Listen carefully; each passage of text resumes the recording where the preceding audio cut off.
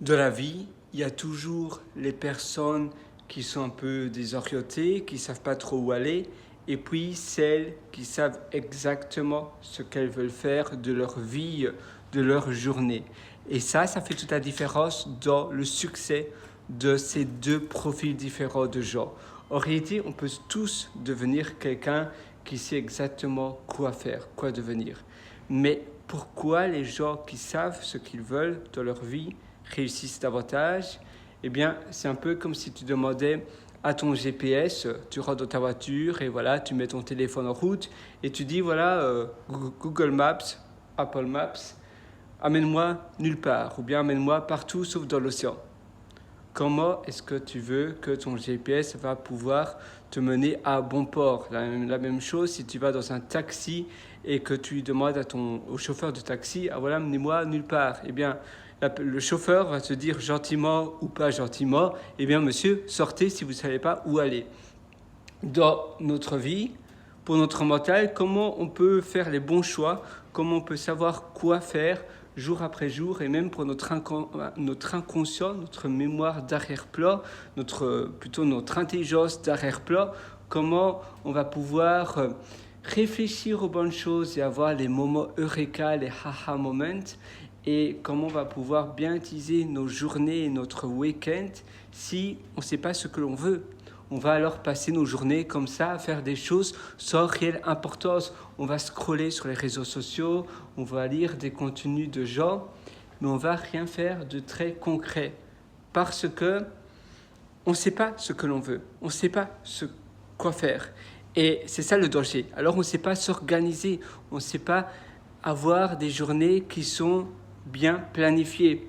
Au contraire, il faut savoir quoi faire, il faut savoir quoi réaliser chose après chose pour pouvoir avoir la vie que l'on veut. Si on sait exactement aujourd'hui je fais ça, ça et ça, et ça ce sont les trois choses les plus importantes qui doivent absolument être faites, eh bien en agissant de cette sorte, tu vas pouvoir réaliser les bonnes choses. Tu vois, là je me trouve près d'un feu, donc ça c'est le feu juste devant moi et j'aime bien m'asseoir là comme ça, même si c'est un peu sombre.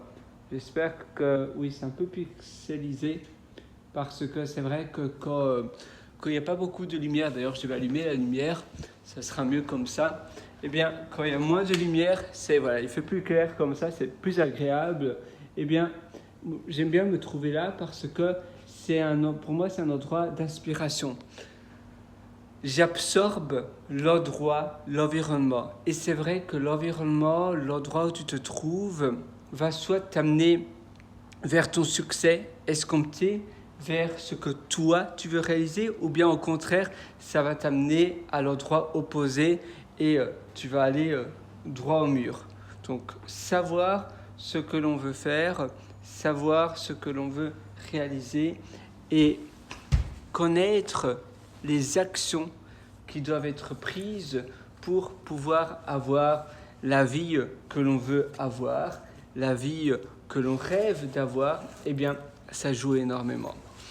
Ça joue énormément et ainsi, en fait, ça joue énormément tout simplement parce que tu as bien utilisé ton temps.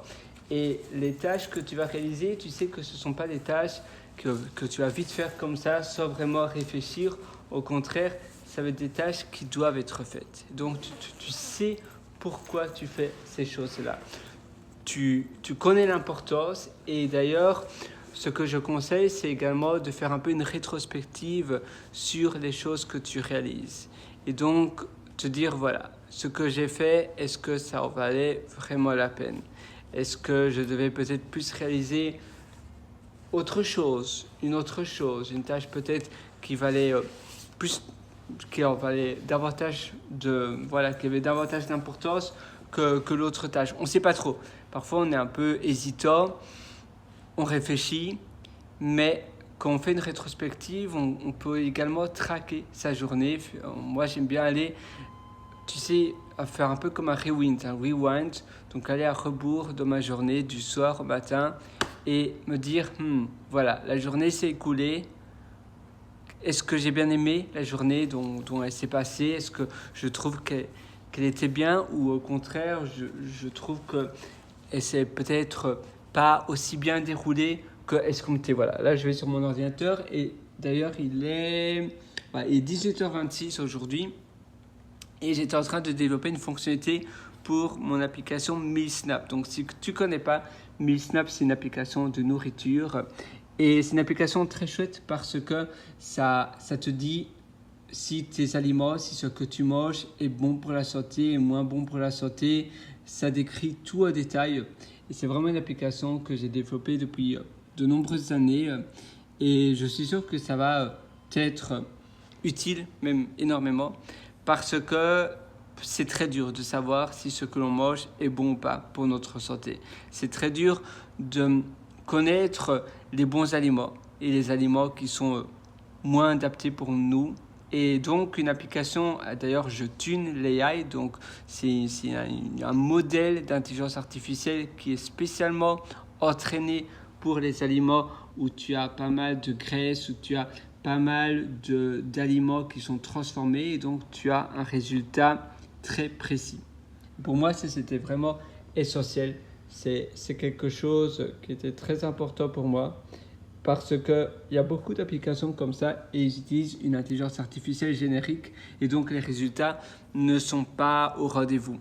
Ce ne sont pas des résultats très précis. Et ça me rend toujours à la guette de nouvelles choses. Je suis vraiment curieux, tu vois. Là, justement, j'étais en train de... C'est une application, en fait, c'est assez amusant. Là, j'étais en train de faire une nouvelle fonctionnalité. Parce que je suis toujours à la guette de nouvelles choses. Je suis quelqu'un de très curieux à la base. Et cette application, elle est amusante parce qu'à la base, je l'avais créée sans intelligence artificielle, sans rien. Je suis un développeur React Native. Et donc j'adore React Native, j'ai utilisé Flutter un peu auparavant. Et finalement je suis retourné avec React Native et TypeScript et j'adore ça. Avant il y avait ML, je me souviens OCaml, quelque chose comme ça que tu pouvais utiliser avec React Native. Mais ça a été, ils ont annulé cela depuis un petit temps. C'était OML, quelque chose comme ça. Je pense que ça utilisait OCaml. Mais maintenant, c'est plus du tout le cas. Et ici, c'est React Native, TypeScript avec React Native. Mais oui, il supporte aussi JavaScript et d'autres langages, mais OCaml, c'est plus le cas. Mais avant, oui, c'était ML, je sais plus quoi. Et un des ingénieurs qui est un peu l'ambassadeur de ça, avait encouragé justement les développeurs à utiliser cela. D'ailleurs, on peut regarder React Native, mais ça date un petit peu. Ça date de 2018-2019, React Native. OCaml, on va voir ça ensemble. Alors, ou bien c'était autre chose, peut-être. C'était OCaml ou bien ML. Comment ça s'appelait? Là, je trouve rien, mais il y avait quelque chose comme ça, React Native. Évidemment, si je tape pas correctement. Maintenant, j'utilise de plus en plus, je ne sais pas pour toi, mais j'utilise de plus en plus, j'utilise de moins en moins Google. Et je vais te montrer mon nouveau moteur de recherche après. Supported languages, on va faire. Et donc oui, je t'invite à trouver quelque chose, à trouver un projet, un side projet qui va te permettre où tu vas pouvoir être toujours, d'avoir finalement un but, quelque chose de précis que tu vas pouvoir faire au quotidien. Que ça soit une application qui te permet de résoudre un problème pénible. Pour moi,